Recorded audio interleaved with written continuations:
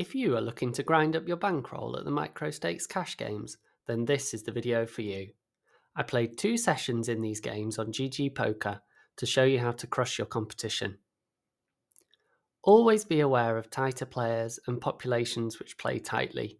Most microstakes environments will allow you to steal very widely and cheaply from the small blind, as I do on the 2 right-hand tables here with 4-3 offsuit and King-3 offsuit. On the top right, we fold Ace-Queen after a lot of action.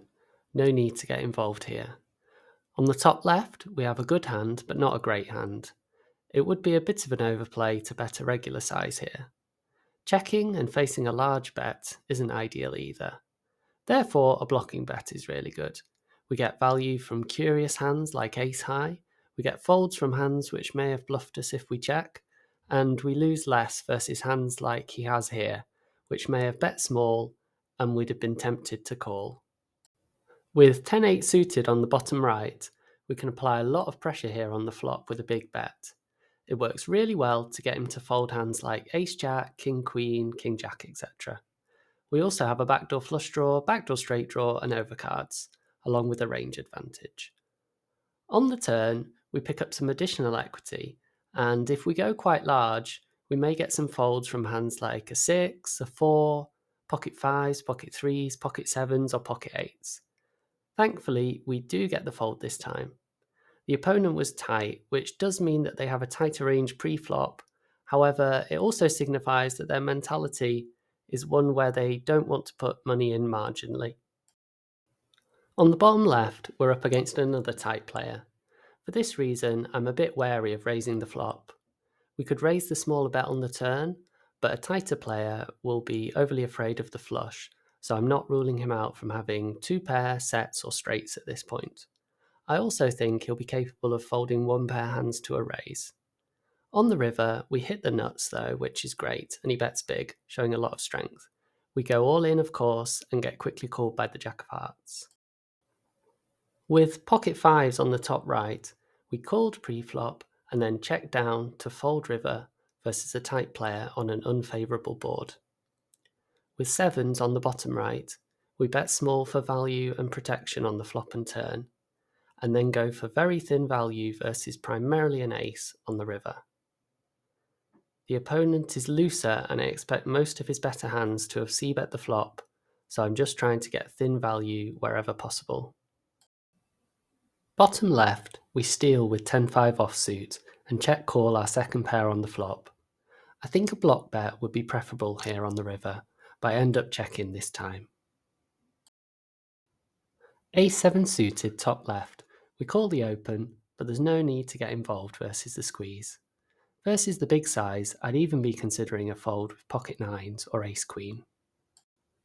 We 3-bet ace-queen top right and get a fold, and villain eventually folds on the bottom right, something which won't happen too often here.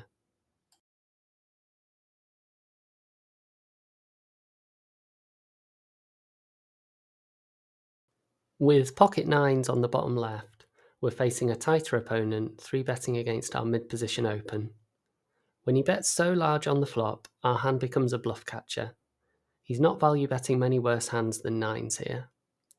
We're getting terrible odds, have barely any outs against better hands, are up against a strong range, and have 2 streets to play out of position. It feels a little tight to fold, but I think it's the best play here. On the bottom left again, we pick up 10-7 suited. I go for a slight overbet c-bet versus a tighter player here. I like to overbet c-bet on 2 Broadway boards as the pre-flop raiser because we have sets that the opponent cannot, and there will be lots of 1-pair hands and gut shots in their range. These are the hands which are most likely to fold to the overbet, aside from total air. Here we also have backdoor draws and 10 high, which really wants to win the hand without showdown. After a flop call, I'm usually giving up, but here we pick up a flush draw, so I overbet again to try to make him fold straight draws like 10-9 and king-10, heart draws, jack-x, and perhaps some queen-x. Unfortunately, he does call, but we hit our flush. I expect his range to be boats, flushes which beat us, and then a lot of queen-x and queen-jack which we beat. The queen-x, etc. will often fold if we go big again, so I decide to go a little under the size of the pot. Him having king 10 is a little surprising to me, as most people will fold that on the turn.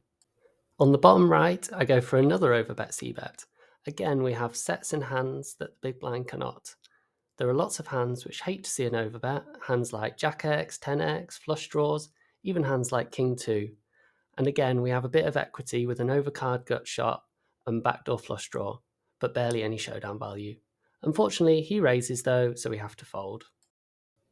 After defending Queen 2 suited, bottom right, we decide to tiny donk bluff the monotone board.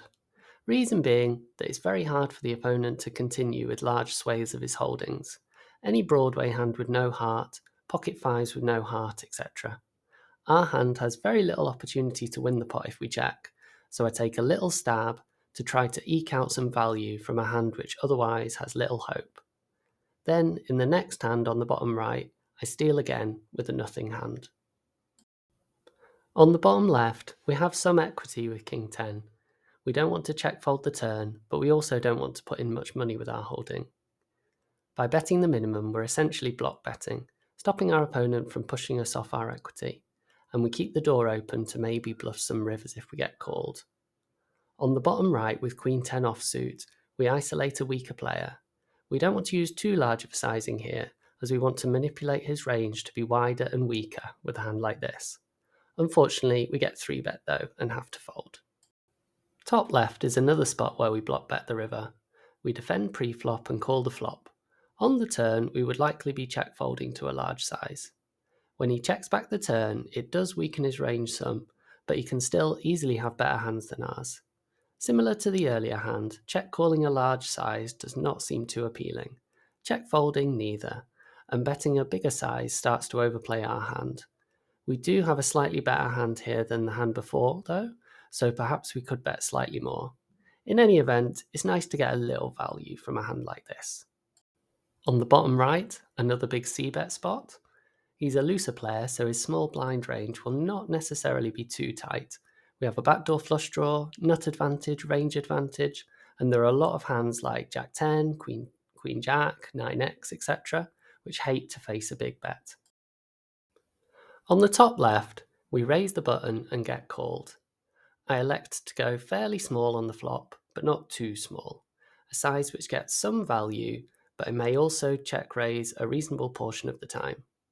Similarly, on the turn, I want to allow the possibility of a check raise, and I want to encourage his draws to continue.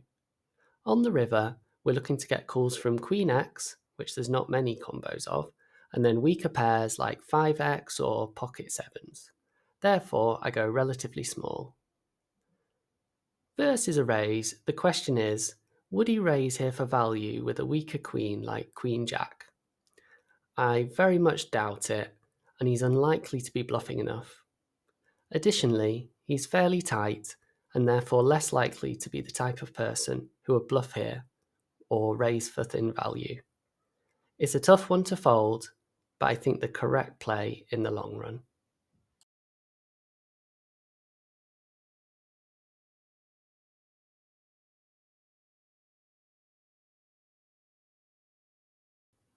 As always, if you have any questions related to this topic or any questions at all, I offer a free coaching service in the VIP Grinders Discord server. Feel free to come in and ask anything you like. I look forward to seeing you there.